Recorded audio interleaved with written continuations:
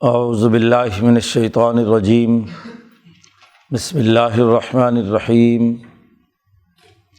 سبح للہ ما فی السماوات وما فی الارض وهو العزیز الحکیم یا ایہا الذین آمنوا لم تقولون ما لا تفعلون کبر مقتا عند اللہ ان تقولوا ما لا تفعلون ان اللہ یحب الذین یقاتلون فی سبیلہ صفا کانہم بنیان مرصوص وَإِذْ قَالَ مُوسَىٰ لِقَوْمِهِ یا قوم لم تؤذوننی وقد تعلمون انی رسول اللہ الیکم فلما زاغوا ازاغ اللہ قلوبہم واللہ لا یہدی القوم الفاسقین وَإِذْ قَالَ عِیسیٰ ابْنُ مَرْیَمَ یا بنی اسرائیل انی رسول اللہ الیکم مصدقا لما بین یدی من التوراۃ ومبشرا برسول یأتی من بعد اسمہ احمد فلما جاءہم بالبینات قالوا ھذا سحر مبین ومن اظلم ممن افترى علی اللہ الکذب وهو یدعی الی الاسلام واللہ لا یہدی القوم الظالمین یریدون لیطفئوا نور اللہ بافواہہم واللہ متم نورہ ولو کرہ الکافرون هو الذی ارسل رسولہ بالہدی ودین الحق لیظہرہ علی الدین کلہ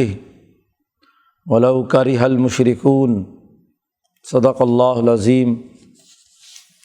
یہ سورۃ الصف کا پہلا رکوع ہے۔ پچھلی صورتوں میں اللہ کی جماعت یعنی حزب اللہ کا تذکرہ چلا آ رہا تھا۔ سورۃ المجادلہ میں حزب اللہ کی تشکیل کے بنیادی اصول اور قاعدے بیان کیے، پھر اس حزب اللہ کے سیاسی اور معاشی اقدامات کا تذکرہ سورۃ الحشر میں کیا، پھر حزب اللہ کے داخلی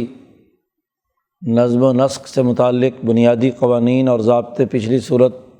الممتحنہ میں بیان کیے گئے۔ اب اس صورت میں حزب اللہ کی ذمہ داریاں بیان کی جا رہی ہیں۔ ایمان والی جماعت کی بنیادی ذمہ داری یہ ہے کہ وہ پوری صف بندی کے ساتھ دشمن سے جہاد و قتال کریں۔ ان پر ذمہ داری عائد ہوتی ہے کہ اپنے مال اور اپنی اولاد دین کے غلبے کے لیے بروئے کار لائیں، اپنی اجتماعی طاقت اس لیے پیدا کریں کہ لیظہرہ علی الدین کلہ، کہ دین کو باقی تمام ادیان پر اس دین حق کو غالب کیا جائے۔ پارٹی کی تمام تر جدوجہد کا مقصد یہی ہدف ہونا چاہیے۔ محض باتیں بنانا، گفتگو کرنا، لاف زنی کرنا، بلند بانگ دعوے کرنا یہ نہیں ہونا چاہیے۔ نعرے بازی سے کام نہیں چلتا، بلکہ حقیقی طور پر جدوجہد اور کوشش کا راستہ اختیار کرنا ہے، اور اس کا نتیجہ غلبہ دین کی صورت میں ظاہر ہو تو پھر ٹھیک ہے۔ بڑھ کے زیادہ لگائی جائیں، نعرے بہت لگائے جائیں اور جہاد و قتال جیسی اہم ذمہ داری کو نظر انداز کر دیا جائے، غلبہ دین اس سے پیدا نہ ہو تو یہ فضول عمل ہے۔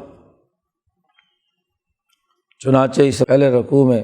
یہی بنیادی بات واضح کی گئی ہے۔ اس صورت کا آغاز بھی مسبحات سبع، سبح للہ ما فی السماوات وما فی الارض، 7 ان صورتوں میں یہ صورت شامل ہے جن کا آغاز اس آیت کریمہ سے ہوتا ہے۔ اور جیسا کہ سورۃ الحدید کے شروع میں ذکر کیا گیا تھا کہ ان صورتوں میں ایک آیت ایسی ہے جو 1000 آیات سے زیادہ بہتر ہے، تو یہاں بھی بنیادی آیت هو الذی ارسل رسولہ بالہدی ودین الحق لیظہرہ علی الدین کلہ ہے، کہ اپنے رسول کو بھیجا تاکہ اس دین حق کو باقی تمام ادیان پر غالب کیا جائے۔ غلبہ دین پر مشتمل یہ آیت اسی کی تفصیلات و تشریحات ہیں جو پورے قرآن حکیم کی قریباً 1000 آیات میں بیان کی گئی ہیں۔ آغاز اسی سے ہوتا ہے کہ اللہ ہی کے لیے تسبیح و تحمید اور پاکیزگی بیان کرتی ہیں وہ تمام چیزیں جو آسمانوں میں ہیں اور زمین میں، جو کچھ زمین میں ہے، جو کچھ آسمان میں ہے، سب اللہ کی حمد و ثنا اور تسبیح و تحمید میں مشغول ہے۔ قرآن نے دوسری جگہ پر کہا وَإِن مِّن شَيْءٍ، کوئی چیز ایسی نہیں ہے الا یسبح بحمدہ، مگر یہ کہ وہ اللہ کی تسبیح و تحمید بیان کر رہی ہے، وَلَٰكِن لَّا تَفْقَهُونَ تَسْبِيحَهُمْ، لیکن تم اس کی تسبیح کو نہیں سمجھ رہے، یعنی ہر شے کے سپرد جو کام ہے وہ ہر شے اپنا کام کر رہی ہے۔ فرشتے جس کام کے لیے بنائے گئے ہیں وہ کام کر رہے ہیں، آگ جلانے کے لیے ہے تو وہ جلانے کا کام کر رہی ہے، چرند پرند تمام معدنیات، نباتات، حیوانات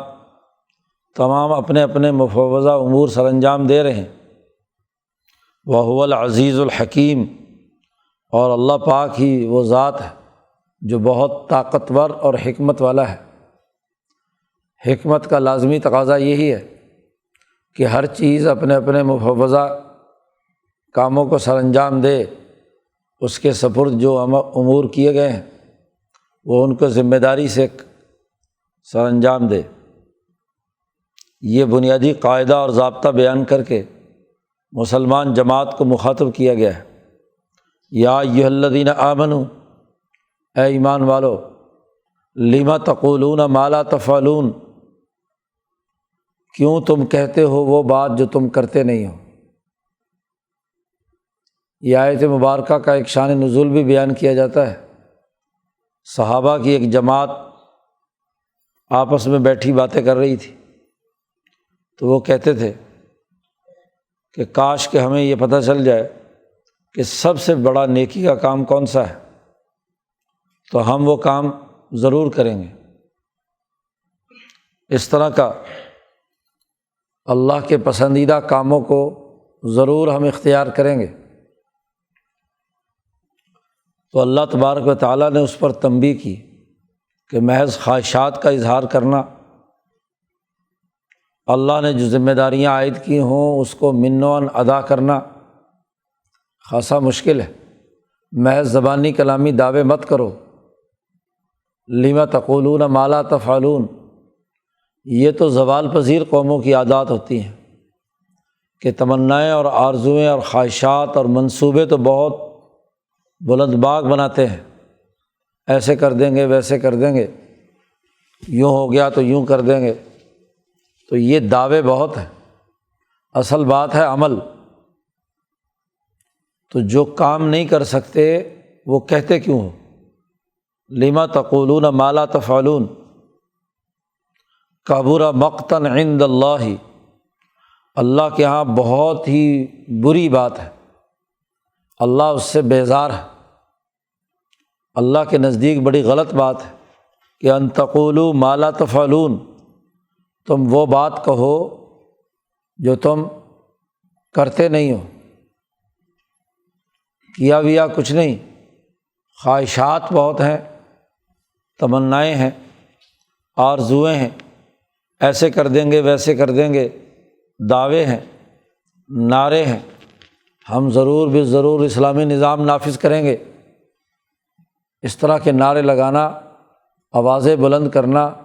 جبکہ اس کام کے جو تقاضے ہیں ان کے مطابق اپنے آپ کو تیار نہ کرنا، ان کاموں کو سر انجام نہ دینا، یہ اللہ کے ہاں بہت ہی بری بات ہے۔ مقت ہر وہ عمل ہے کہ جس سے اللہ ناراض ہوتا ہے، غضب الہی نازل ہوتا ہے۔ شاہ صاحب فرماتے ہیں کہ نبی اکرم صلی اللہ علیہ وسلم کے زمانے میں ان قیصر و کسریٰ اور ابو جہلوں نے انسانیت کے لیے جینا دو بھر کیا ہوا تھا، کفر و شرک میں مبتلا تھے، تو اللہ تبارک و تعالیٰ نے فما قطع عربہم وعجمہم، اللہ پاک سخت ناراض ہوئے ان کے عربوں اور ان کے عجمیوں پر، غضب الہی تھا،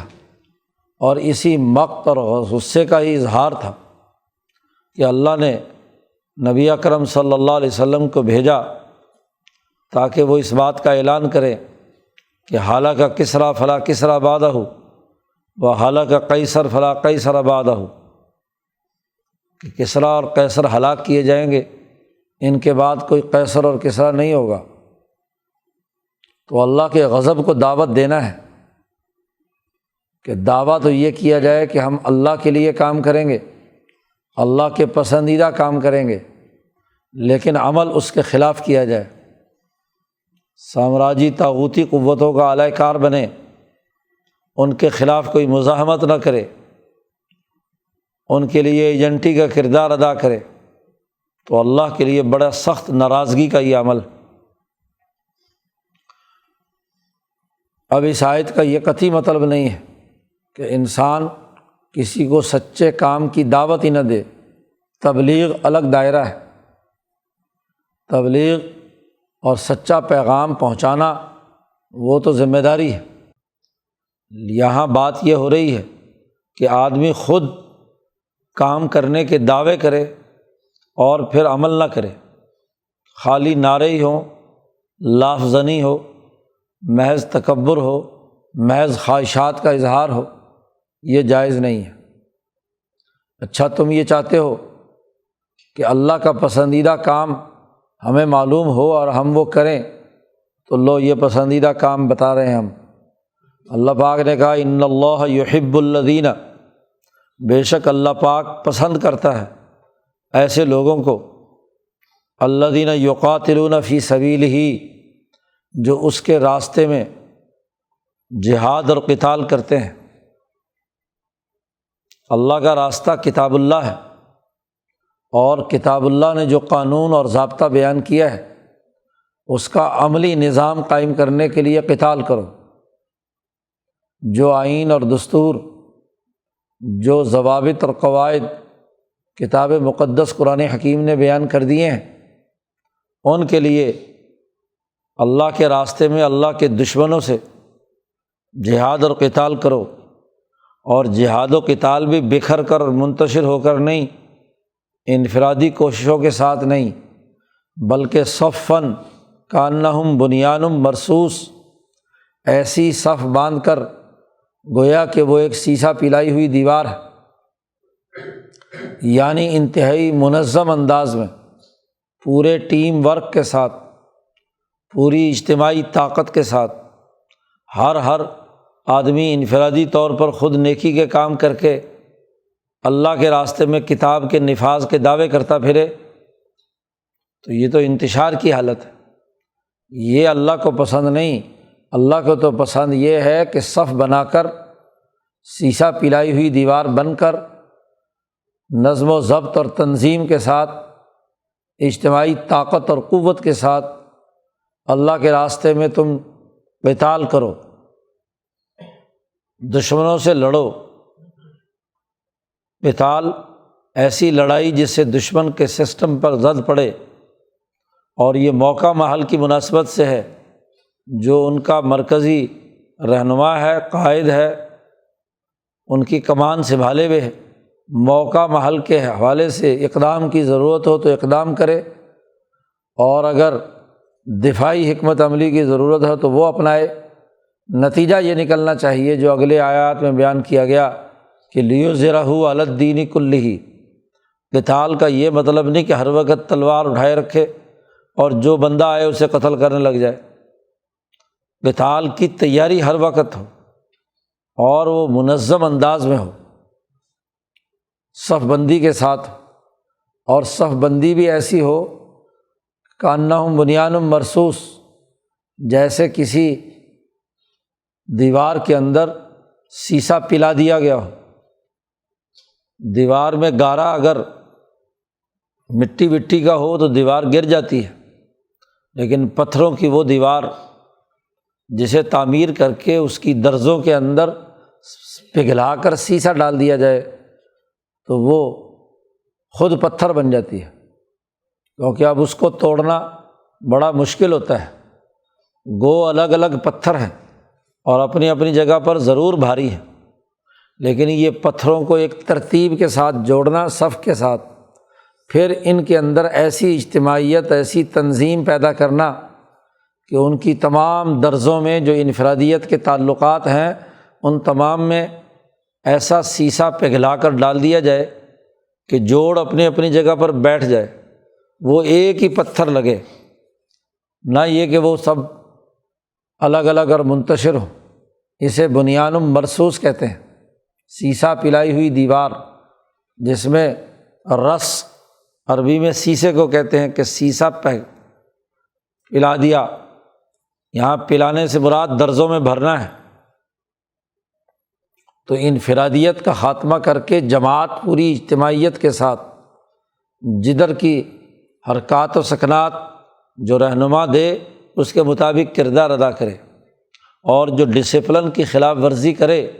خواہ وہ کتنا ہی قتال کیوں نہیں کر رہا،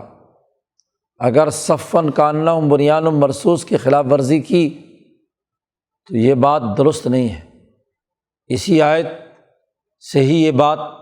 واضح ہو گئی کہ مسلمان جماعت منظم ہو کر کام کرتی ہے، اور جو ڈسپلن کو توڑتا ہے خواہ وہ کتنا ہی قتال کیوں نہ کر رہا ہو، اسے ذمہ داریوں سے پیچھے ہٹا دیا جاتا ہے۔ حضرت خالد بن ولید رضی اللہ تعالیٰ عنہ، جن کے قتال کی حالت کیا تھی کہ غزوات میں ایک ہی جنگ میں 7 تلواریں انہوں نے دشمن پر توڑیں، بہت سے لوگ قتل کیے دشمنوں کے، جہاد اور غلبے کا کام کیا، شام کے بہت سے علاقے ان کے ہاتھ سے فتح ہوئے، لیکن عمر فاروق نے جو نظم و نسق اور ہدایت جاری کی تھی اس کے خلاف ورزی کرنے پر انہیں معزول کر دیا گیا، کہ گو ان کے اس جہاد و قتال سے اور اس فیصلے سے بھی بظاہر کوئی نقصان نہیں پہنچا، بلکہ فتح حاصل ہوئی، مال غنیمت ملا، دشمن کو شکست ہوئی، حمص شہر فتح ہو گیا، لیکن ڈسپلن کی خلاف ورزی کی۔ عمر فاروق نے حکم جاری کیا تھا کہ جب تک سعد بن ابی وقاص اور دوسرے امراء یہاں ایک جگہ جمع نہ ہو جائیں ابو عبیدہ ابن الجراح کی قیادت میں، اس وقت تک دشمن پر حملہ نہیں کرنا۔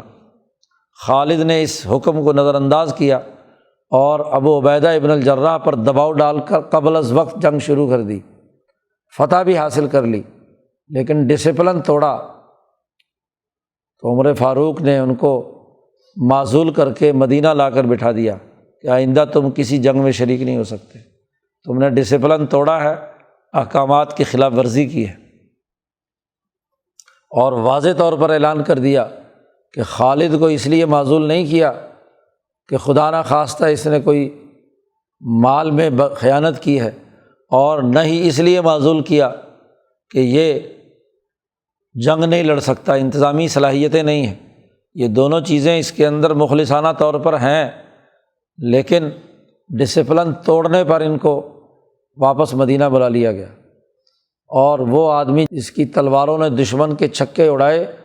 ان کی وفات بستر مرگ پر مدینہ منورہ میں ہوئی۔ تو صفاً کانہم بنیان مرصوص، یہ بنیادی ذمہ داری ہے۔ صحابہ چاہتے تھے کہ ہمیں اللہ کی رضا معلوم ہو کہ اللہ کس چیز کو پسند کرتا ہے، تو اللہ نے اپنی پسند بتلا دی کہ اللہ پسند کرتا ہے ایسی جماعت کو جو صفاً کانہم بنیان مرصوص بن کر دشمن کا مقابلہ کرے، لیکن ایسی صف بندی پر عمل درآمد کرنا خاصا مشکل ہے کہ ایک انتظامی صلاحیتوں اور دیانتدار آدمی وہ بالائی نظم کی خلاف ورزی کرتا ہے صرف، اور آگے نہیں بڑھ رہا جی، اور اس وجہ سے اس کو روک دیا جاتا ہے۔ تو اپنے نفس پر قابو رکھنا جی، جو بہادری کے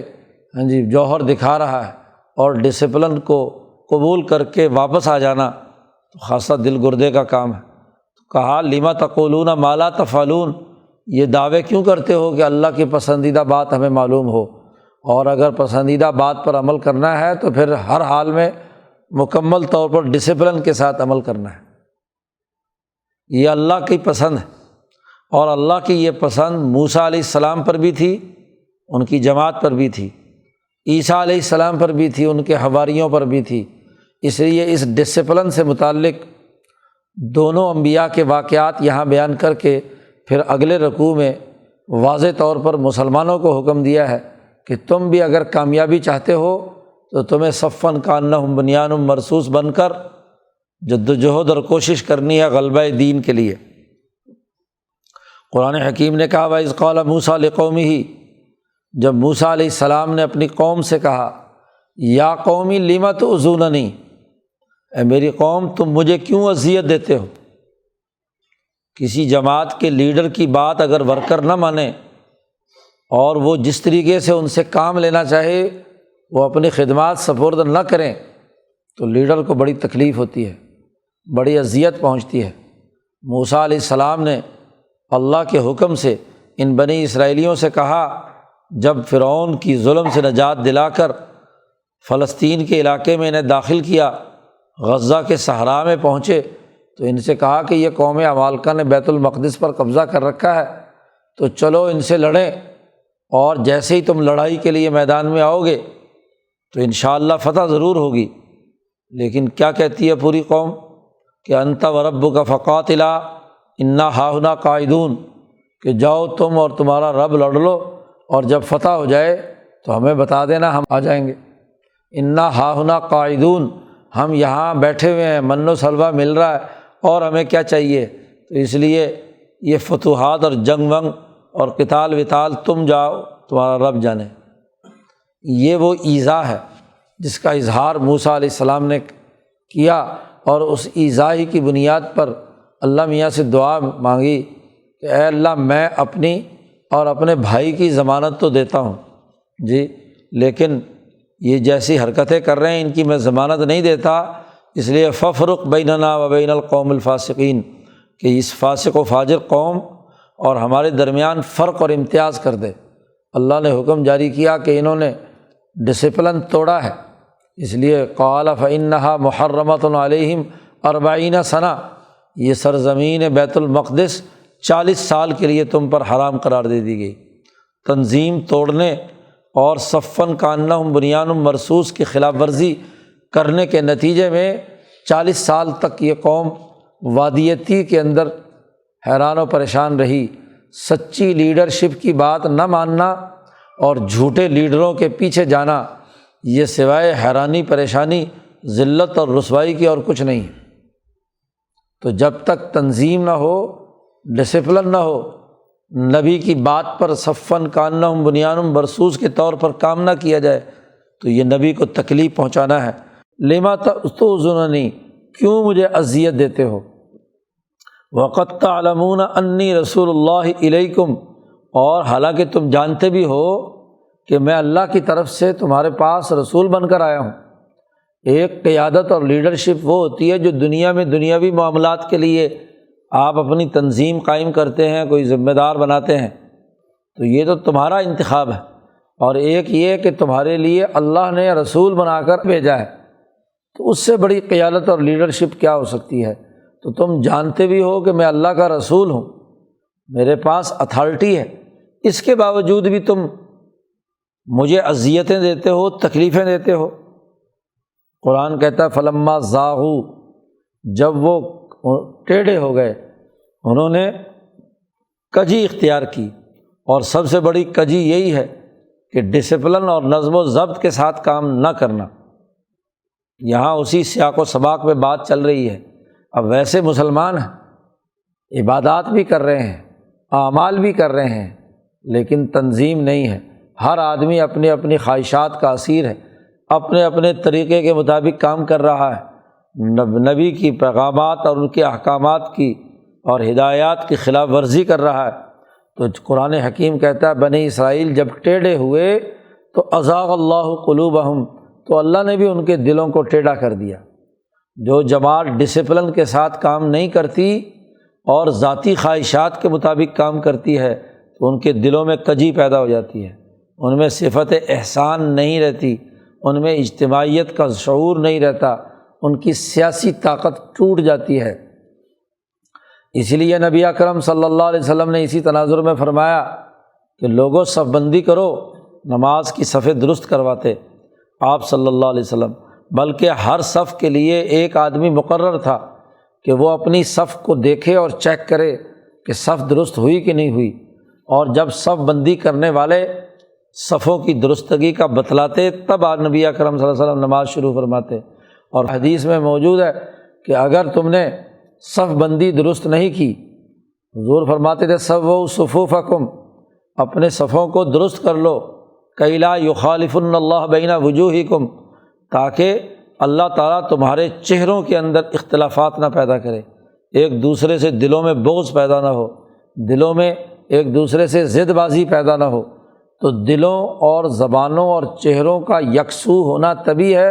جب وہ ایک صف میں ہوں، سیدھے صف میں ہوں، کوئی آگے کھڑا، کوئی پیچھے کھڑا، کوئی ایسے کھڑا، کوئی ویسے کھڑا، ہاں جی ایسے نہیں، سب ڈسپلن میں، جیسے فوج کا سپاہی وہ ڈسپلن میں بالکل سیدھا کھڑا ہوتا ہے، ایک ہی وقت میں اس کا پاؤں جب حرکت میں آتا ہے، تمام کا پاؤں گویا کہ ایک پاؤں ہے اور ایک بازو ہے، بازو حرکت کرے، ٹانگ حرکت کرے تو سب کی ایک ہی وقت میں، ایک ہی لمحے، اسی سیکنڈ میں ہو، آگے پیچھے ہو جائے تو یہ ٹریننگ نہیں ہے اس فوج کی، وہ کبھی بھی اجتماعی طور پر کردار ادا نہیں کر سکتی۔ ایسے ہی نماز بھی ایک فوجی نظام ہے، اس کا تعلق صف بندی کے ساتھ ہے، ایک آواز پر تمام ایک ہی وقت میں رکوع میں جائیں، کوئی آگے جا رہا ہے، کوئی پیچھے جا رہا ہے، کوئی ایسے کوئی ویسے، سجدے سے اٹھیں تو گویا کہ ایک پورا کا پورا مجمع بیک وقت اٹھا ہے، بیک وقت رکوع میں گیا، بیک وقت کھڑا ہو گیا، بیک وقت اس نے تکبیر کہی۔ تو یہ ایک فوجی نظم و نسق ہے، یہ صفن کانہم بنیان مرصوص ہے، یہ نہیں ہے کہ کوئی کسی طریقے سے کھڑا، کوئی کسی طریقے سے کھڑا۔ اور آج کل تو ماشاءاللہ نام نہاد عذر کے نام پر کرسی بردار بڑے ہو گئے، کرسی پہ بیٹھ جاتے جس کا کوئی تعلق ڈسپلن اور نظم و ضبط سے نہیں ہے۔ کرسی پر بیٹھنے والوں کو چاہیے کہ پیچھے جائیں، یہ اگلی صفوں میں آ کر صف بندی کو خراب کرتے ہیں، ہاں جی، اور لیکن سارے بوڑھے ہر مسجد کے اندر آگے لائن بنا کر بیٹھ جاتے ہیں، ہاں جی، وہ بھی کرسیوں پہ بلا وجہ بھی۔ ایک تو واقعی کوئی معذور ہے، حالانکہ کھڑے ہو سکتے ہیں، کھڑے بھی ہوتے ہیں، بیٹھتے بھی ہیں، باقی سارے کام کاج کرتے ہیں، نماز کا وقت آتا ہے تو کرسی پہ براجمان ہو جاتے ہیں۔ شرعی طور پر ناجائز ہے، جو آدمی کھڑا ہو سکتا ہے، چل سکتا ہے، پھر سکتا ہے، اس کو کھڑے ہو کر نماز پڑھنی ہے۔ یہ کرسیوں پر بیٹھنا بلا وجہ، جوان بھی ہوتے ہیں، ذرا سا معاملہ ہوا، 2-4 گھٹنوں میں ایک دفعہ تکلیف ہوئی، وہ تو ہر ایک کے ہے، سب نے کھا کے کیمیکل تو اپنے گوڈوں میں کیا تکلیف کر لی، جوان بھی کرسی پکڑ جاتے ہیں، بیٹھ جاتے ہیں۔ ایک ڈسپلن قائم ہونا ضروری ہے، یہ فوجی مشق ہے، یہ بوڑھوں ٹھیروں کا کیا ہے، صرف ایسا تو نہیں کباڑ خانہ ہے کہ جو کوئی کام نہ ہو آ جائے مسجد میں بیٹھ جاتے ہیں اور نظم و ضبط اور ڈسپلن توڑ دیتے ہیں، نہیں، صفن کانہم بنیان مرصوص۔ اس لیے بار بار نبی اکرم صلی اللہ علیہ وسلم نے صف بندی کی اسی لیے پابندی کروائی کہ یہ ضروری ہے پوری اجتماعیت کے اندر، ورنہ تو جو آگے پیچھے ہوگا تو دلوں میں کجی پیدا ہوگی، ازاغ اللہ قلوبہم، دلوں کے اندر کجی پیدا ہوگی۔ واللہ لا یہدی القوم الفاسقین، اور اللہ ایسی فاسق قوم کو ہدایت نہیں دیتا۔ فسق اسی کو کہتے ہیں، کسی جماعت میں شامل ہو اور اس جماعت کے بنیادی قاعدے اور ضابطے اور ڈسپلن کی پاسداری نہ کرے، وہی فاسق ہے۔ جو سپاہی ہاں جی اجتماعی نظام کی اور فوجی نظم و نسق کی خلاف ورزی کرتا ہے وہ فاسق ہے، اس کو سزا دی جائے گی۔ عجیب بات ہے، فوجی ڈسپلن کی خلاف ورزی کرے تو ذرا سی بات پر بڑی سخت پنشمنٹ ہوتی ہے، اور یہاں مسلمان سب بندی کرتے ہیں، کوئی ادھر کول رہا ہے، کوئی ادھر پھر رہا ہے، کوئی ادھر کر رہا ہے، ہاں جی، اس فسق و فجور پر کوئی ڈسپلن لاگو نہیں۔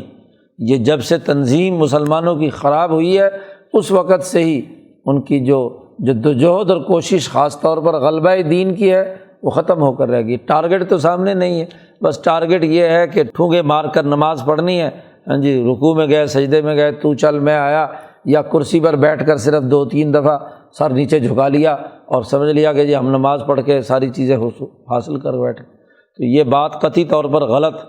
اصل نماز اور اصل عبادت اور اصل چیز صف بندی ہے، نظم و ضبط اور ڈسپلن کے ساتھ، اجتماعیت کے ساتھ کام کرنا ہے۔ یہ موسیٰ علیہ السلام کی جماعت کا نقشہ کھینچ دیا کہ ان کی جماعت کے لوگ اپنے نبی کو ایذا دیتے رہے، اس لیے موسیٰ علیہ السلام کی زندگی میں یہ بنی اسرائیل وادی تیہ میں پھرتے رہے۔ وہ تو اگلی نسل تیار ہوئی، وہ پرانے بوڑھے مر کھپ گئے جو فرعون کی غلامی کرتے تھے، نئی نسل 40 سال بعد آئی تو اس نے یوشع بن نون کی قیادت میں اس ڈسپلن کو قائم کیا اور بیت المقدس فتح کیا۔ قرآن حکیم کہتا ہے یہ بھی یاد کرو، یہ تو موسیٰ علیہ السلام کا قصہ تھا، اگلی بات سنو، وَإِذْ قَالَ عِيسَى ابْنُ مَرْيَمَ، جب عیسیٰ ابن مریم نے یہ بات کہی، یا بنی اسرائیل، اے بنی اسرائیل، انی رسول اللہ الیکم، میں تمہارے پاس رسول بن کر آیا ہوں،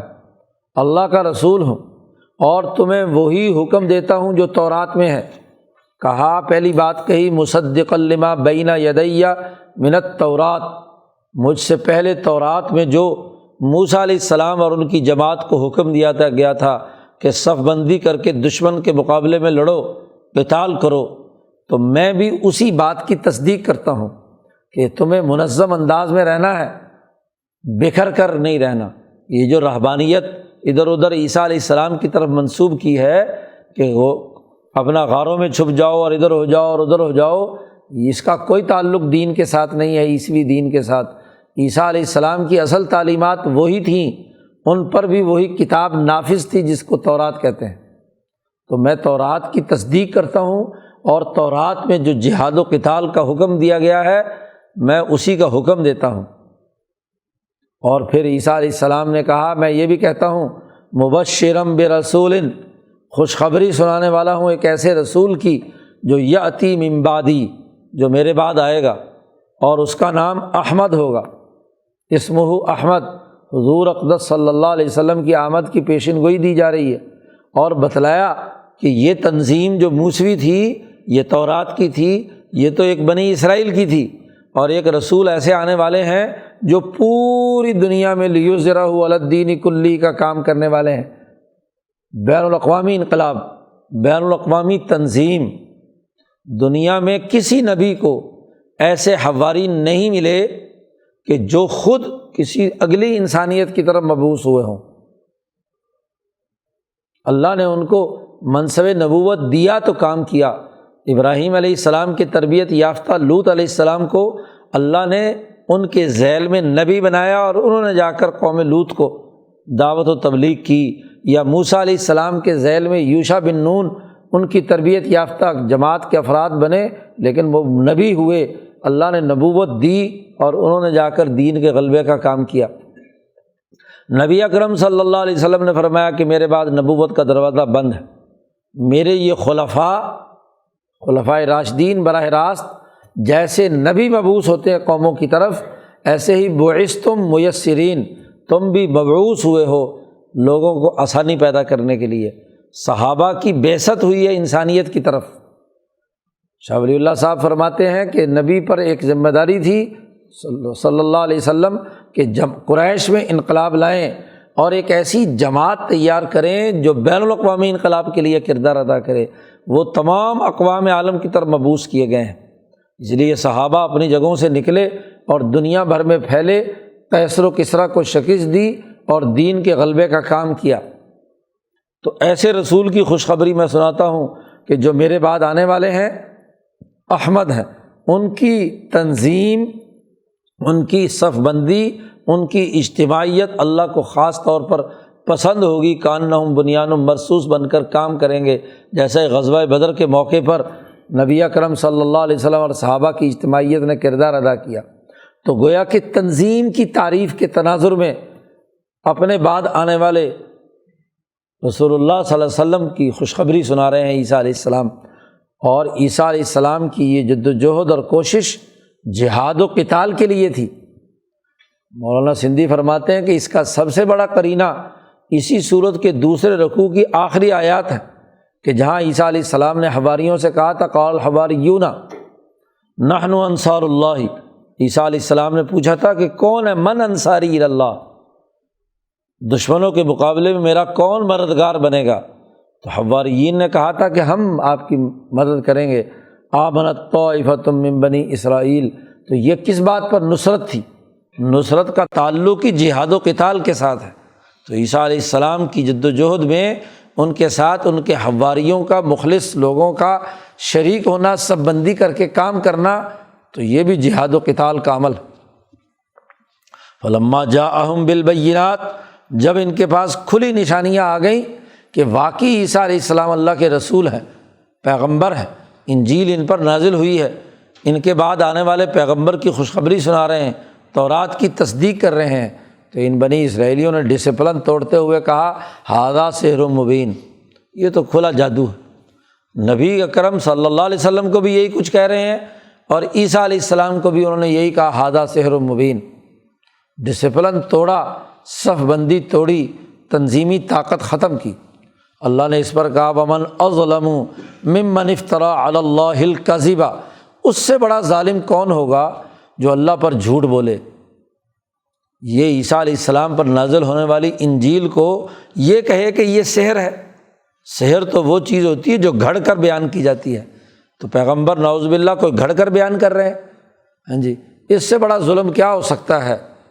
کہ نبی جو ہے اپنی طرف سے گھڑ کر بات کر کے کہے کہ یہ اللہ نے کہا ہے؟ ایسا نہیں ہو سکتا۔ اس لیے اس کو جادو کہنا بہت بڑی دیدہ دلیری ہے۔ کون زیادہ ظالم ہوگا جو اللہ پر جھوٹ کا افتراء کرے اور وہو یدعا الی الاسلام، اور وہ لوگوں کو اسلام کی طرف بلائے، جی لوگوں کو دعوت خود دے رہا ہو اسلام کی طرف، اور خود نعوذ باللہ اللہ کی طرف سے کوئی گھڑی ہوئی باتیں بیان کرے، اللہ نے کہا نہ ہو اور اپنی طرف سے کچھ کہے، یہ تو ڈسپلن کی خلاف ورزی ہے۔ انبیاء بھی اپنے اپنی مفوضہ ذمہ داریوں کے طور پر اللہ کے سامنے جواب دہ ہیں، اور انہیں بھی ہاں جی ڈسپلن کو برقرار رکھنا ہے۔ ان کے لیے اللہ نے جو پروٹوکول جاری کر دیا ہے، نبی اس کی پابندی کرتے ہیں۔ اس لیے فرمایا کہ ہم تو وہ کام کرتے ہیں جو ہم پر وحی کی جاتی ہے۔ ہم بشر ضرور ہیں، انما انا بشر مثلکم، تمہاری طرح کے، لیکن یوحیٰ الیہ، ہم پر وحی آئی ہے، اور ہم بغیر وحی الہی کے کوئی قدم نہیں اٹھاتے۔ تو ہم بھی تو ڈسپلن کے پابند ہیں۔ تو جب نبی اللہ کے حکم کے بغیر کوئی کام نہیں کرتا، تو نبی کی جماعت کے لیے بھی لازمی ہے، ایک مسلمان جماعت کے لیے بھی ضروری ہے کہ وہ بھی کانہم بنیان مرصوص بن کر کردار ادا کریں۔ واللہ لا یہدی القوم الظالمین، اللہ تعالیٰ ظالم قوم کو کبھی ہدایت نہیں دیتا۔ یریدون لیطفئوا نور اللہ بافواہہم، اب دو انبیاء کا تذکرہ کر کے بتلا دیا کہ صف بندی کی کتنی اہمیت ہے، کہ موسیٰ اور عیسیٰ علیہ السلام دونوں نے پورے نظم و نسق اور تنظیم کے ساتھ دین کے غلبے کے لیے کام کیا، اور ان لوگوں کا ہمیشہ ظالموں کا یہ طریقہ کار رہا کہ اللہ کے نور کو اپنے منہ سے بجھاتے ہیں۔ پرانے زمانے میں چراغ جلاتے تھے، اور چراغ بجھانے کے لیے پھونک مارتے تو چراغ بجھ جاتا، تو وہ سمجھتے ہیں کہ یہ اللہ کا نور جو موسیٰ علیہ السلام کے ذریعے سے آیا، جو عیسیٰ علیہ السلام کے ذریعے سے آیا، یا آج جو محمد مصطفیٰ صلی اللہ علیہ وسلم پر نازل ہوا ہے، ان کا ارادہ یہ ہے کہ محض پھونکے مار کر اس نور کو بجھا دیں گے۔ لیطفئوا نور اللہ بافواہہم، حالانکہ واللہ متم نورہ، اللہ نے پختہ ارادہ کر لیا ہے کہ اپنے نور کو مکمل کرے گا،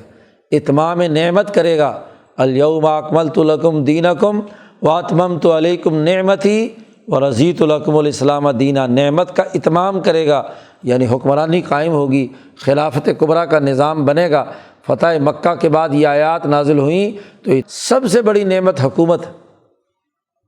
بنی اسرائیل کے تذکرے میں بھی کہا اذکروا نعمتی التی انعمت علیکم وانی فضلتکم، میں نے تمہیں فضیلت دی، اور وجعلکم ملوکا وآتاکم ما لم یؤت احدا من العالمین، تمہارے اندر بادشاہت دی، حکمرانی دی، اس کو بطور نعمت کے بیان کیا ہے۔ تو یہ نعمت اور یہ نور اللہ ضرور مکمل کرے گا، ولو کرہ الکافرون، اگرچہ کافر لوگ کتنا ہی ناپسند کریں، ان کو کتنی ناپسندیدگی ہو، لیکن یہ اللہ کا دین ضرور غالب آ کر رہے گا۔ چنانچہ اگلی آیت میں مقصد واضح کر دیا کہ اس تنظیم اور جہاد و قتال کا مقصد یہ ہے کہ هو الذی ارسل رسولہ بالہدیٰ، اللہ وہ ذات ہے جس نے اپنے رسول صلی اللہ علیہ وسلم کو بھیجا ہے ہدایت دے کر اور دین حق دے کر۔ اس لیے بھیجا ہے کہ لیظہرہ علی الدین کلہ، کہ اس کو تمام ادیان پر غالب کیا جائے تاکہ تمام انسانیت عدل و انصاف پر قائم ہو جائے۔ تو یہ مقصد ہے، تو صف بندی مقصود ہے، بنیان مرصوص، اور یہ صف بندی کا مقصد اور ہدف حزب اللہ کا جو ٹارگٹ ہے، ہدف ہے، ہر فوج کا ایک ٹارگٹ ہوتا ہے، اس کا ہدف یہ ہے کہ لیظہرہ علی الدین کلہ، اس کے تمام اعمال سے، نماز پڑھنے سے، روزہ رکھنے سے، تلاوت کرنے سے، ذکر کرنے سے، تمام اعمال کرنے کا ایک ہی نتیجہ ظاہر ہونا چاہیے کہ یہ دین حق تمام ادیان پر غالب آ جائے، غلبہ دین ہو جائے۔ امام شاہ ولی اللہ دہلوی نے اس آیت کی تفصیلی تشریح ازالۃ الخفا میں کر کے واضح کر دیا کہ مقصد غلبہ دین ہے، اور محمد مصطفیٰ صلی اللہ علیہ وسلم اور ان کے صحابہ نے قومی اور بین الاقوامی غلبہ پیدا کر دیا پوری دنیا میں، دین غالب آ گیا۔ اس کے دلائل شاہ صاحب نے بیان کیے ہیں، اور اصل مسلمان جماعت کا یہ ہدف ہے۔ وَلَوْ كَرِهَ الْمُشْرِكُونَ، اگرچہ مشرک لوگ کتنا ہی برا مانتے رہیں، کتنی ہی ان کو تکلیف کیوں نہ ہوتی رہے، دین حق ضرور غالب آ کر رہے گا۔ تو یہ حزب اللہ کا جو بنیادی مقصد ہے وہ واضح کر دیا، اور اگلے رکوع میں اسی جہاد سے متعلق بنیادی احکامات بیان کر دیے۔ اللہ تعالیٰ قرآن حکیم کو سمجھنے اور اس پر عمل کرنے کی توفیق عطا فرمائے۔ اللہ